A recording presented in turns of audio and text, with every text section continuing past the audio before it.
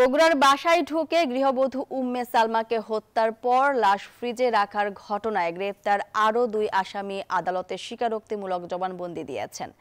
2 দিনের রিমান্ড শেষে রবিবার সন্ধ্যায় 2 আসামিকে বগুড়ার সিনিয়র জুডিশিয়াল ম্যাজিস্ট্রেট তৃতীয় আদালতে হাজির করলে তারা জবানবন্দি দেন। জবানবন্দি শেষে রাত 12:30টার দিকে তাদের কারাগারে পাঠানো হয়।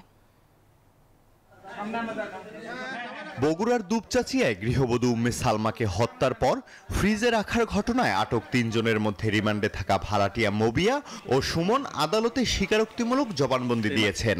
রবিবার বিকেলে বগুড়ার অতিরিক্ত চিফ জুডিশিয়াল ম্যাজিস্ট্রেট আদালত 3 ও 4 এর বিচারক পৃথকভাবে জবানবন্দি নেন।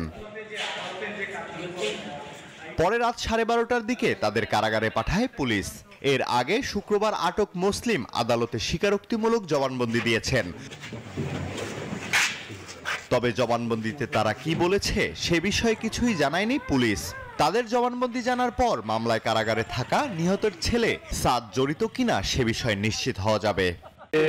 দুপচাচিয়া থানা পুলিশ রিমান্ডে 2 দিন নিয়েছিল। রিমান্ড শেষে আজকে তারা বিজ্ঞ আদালতে নিয়ে আসছে এবং স্বীকারোক্তিমূলক জবানবন্দি প্রদান করেছে। কি করেছে এটা আমরা এখনো জানতে পারিনি, তবে তারা আদালতে স্বেচ্ছায় জবানবন্দি দিয়েছে। 164 কপি প্রাপ্তি সাপেক্ষে পর্যালোচনা করে বুঝতে পারবো, জানতে পারবো। গত 10 নভেম্বর বগুড়ার জয়পুরপাড়া এলাকায় নিজ বাসা থেকে ফ্রিজ থেকে উম্মে সালমা খাতুনের মরদেহ উদ্ধার করে পুলিশ। এ ঘটনায় র্যাব নিহতের ছেলে সাদকে আটক করে হত্যাকাণ্ডে জড়িত বলে দাবি করে।